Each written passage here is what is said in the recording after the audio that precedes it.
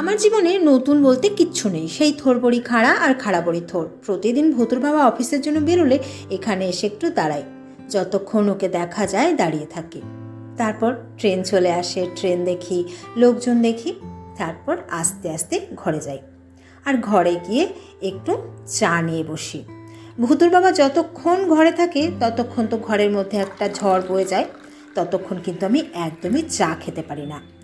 এখন ধীরে সুস্থে একটু চা খাবো আর বসে বসে আমার গাছগুলোকে একটু দেখবো। যত্ন করলে রত্ন মেলে, এই কথাটা কিন্তু খুবই সত্যি। রাস্তার ধারে পড়ে থাকা ছোট্ট একটা চারা গাছকে আমি তুলে এনে লাগিয়েছিলাম। আজ দেখো গাছটা কত বড় হয়ে গেছে আর ফুলও দিচ্ছে।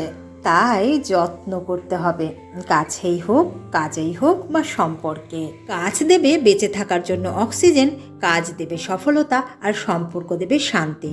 তবে সে যত্নে উভয়কেই কিন্তু অংশগ্রহণ করতে হবে অবশ্যই। আমার কথাগুলো তোমাদের কেমন লাগে কমেন্ট করে একদমই জানাতে ভুলো না। আর আমার পেজের সঙ্গে এখনও যারা যুক্ত হওনি অবশ্যই যুক্ত হয়ে যেও। এখনকার মতো টাটা, বাই বাই।